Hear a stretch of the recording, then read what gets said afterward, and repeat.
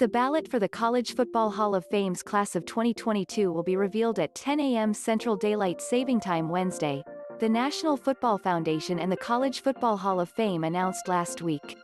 The NCAA Football Bowl Subdivision portion of the 2022 ballot includes 78 players. Will any from Alabama be on it? There are plenty of choices to join the 20 former Crimson Tide stars already in the College Football Hall of Fame. 35 Alabama players are eligible for the ballot for the class of 2022. That doesn't include 59 Crimson Tide alumni who meet the first standard for consideration for the College Football Hall of Fame but aren't in the current eligibility window. That's 94 players from Alabama with the possibility of becoming Hall of Famers.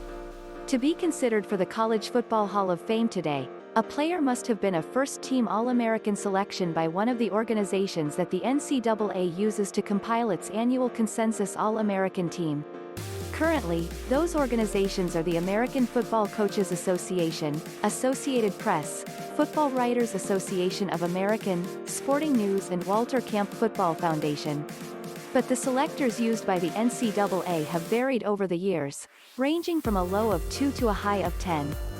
Those players still can be considered for the College Football Hall of Fame, but their qualifications are examined by the Football Bowl Subdivision Honors Review Committee, bypassing the ballot.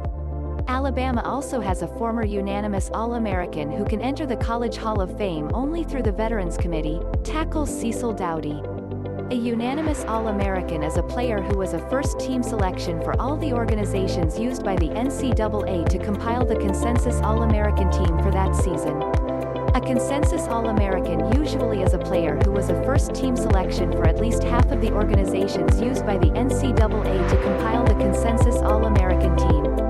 It's possible to become a consensus All-American without reaching the halfway mark, and it's also possible, though rare, not to be a consensus All-American even while making at least half of the first teams.